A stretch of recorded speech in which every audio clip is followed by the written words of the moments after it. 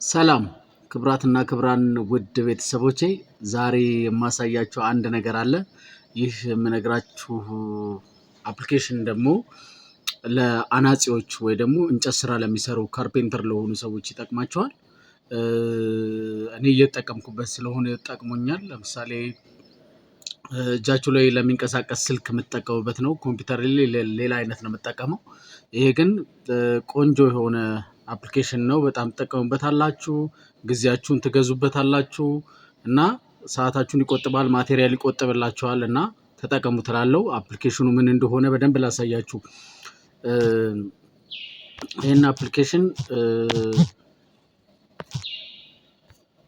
ምን እንደሆነ ላሳያችሁ።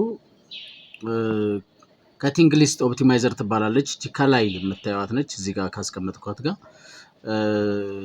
እሷ አፕሊኬሽን አፕ ስቶር ላይ በቀላሉ ታገኟታላችሁ። በጣም ደስ የሚል ነው። አሰራሩ እንዴት እንደሆነ አሳያችኋለሁ። ውስጥ ገብተን አብረን እያሳያችሁ።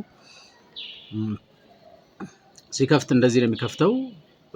አሁን ለምሳሌ እኔ እየተጠቀምኩበት የነበረ ሊስት አለ። ያንን ለእናንተ ለማሳየት ስል ክሊር ላድርገውና አዲስ ፕሮጀክት ኒው ፕሮጀክት ብዬ ላጽዳውና ላሳያችሁ። ከዛ አብረን እንድንሰራ እንዲመች ማለት ነው።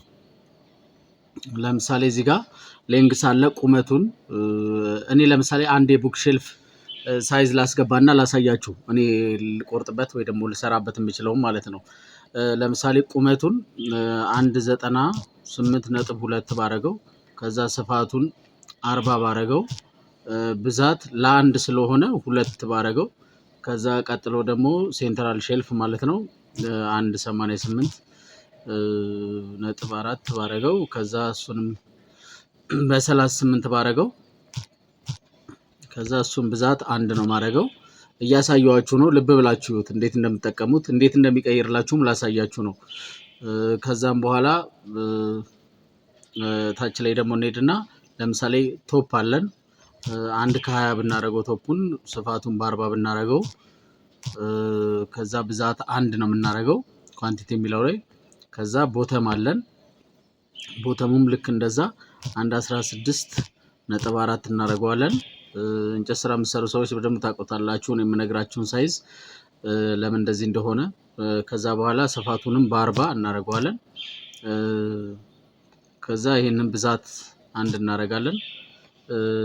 ከዛ በኋላ ለምሳሌ ዘኮሎ ራክ ምናምን በሮች ምናምን እናስገባ ካልኩኝ ሰዓት ከሚወስድባችሁ ፈጠን ፈጠን ብዬ ላሳያችሁ ብዬ ነው። ለምሳሌ ኳንቲቲ ኤምዲኤፍ ሳይዛችሁ አለ አይደል? እዚህ ላይ ለምሳሌ ስቶክ ሺት የሚለው ላይ የኤምዲኤፍ ሳይዝ አለ አይደል? እናንተ የምታውቁት ኤምዲኤፍ ሳይዝ 244 ቁመቱ በ122 ነው። እሱን ለምሳሌ ያላችሁን ቆርጣችሁ የምትጠቀሙበትን ማቴሪያል ትሰጡታላችሁ። ኤኒዌይስ ግን ከስታንዳርዱ ላስገባላችሁ ብዬ ነው፣ ልንገራችሁ ብዬ ነው። 244 ከዛ ስፋቱ ደግሞ በ122 አይደለ? 122 ከዛ ዝም ብለን እስቲ ከዚህ ላይ 2 ኤምዲኤፍ ብለን እንስጠው። ከዛ በኋላ ቀይር ብለን እንስጠው ማለት ነው። ይሄንን ማቴሪያል ያዋት እዚህ ጋር ልክ የፕሌየር ምልክት የምትመስለው ልችን ቀይር ብላችሁ ስጡት። ከዛ ስንት ኤምዲኤፍ እንደሚጨርስብኝ እንዴት እንደሚበቃኝ እዩት። ይታያችኋል። ልክ እንደዚህ ሳይዙን እንዴት እንደምጠቀመው እንዴት መቁረጥም እንዳለብኝ ይነግረኛል። በከለር ልዩነት አድርጎ ነው እየሰጠኝ ያለው። በደንብ ተመልከቱት። ከዛ በኋላ ሳይዜን ከስር ያስቀምጥልኛል። እኔ የሰጠሁትን ሳይዝ ይኸውላችሁ፣ ብክነቱን ምኑን ሁሉን ነገር ከስር ያስቀምጥላችኋል። ለእናንተ እንጨት ስራ ለምትሰሩ ሰዎች የምታውቁት ታውቁታላችሁ፣ ለማታውቁት ግን ትጠቀሙበታላችሁ።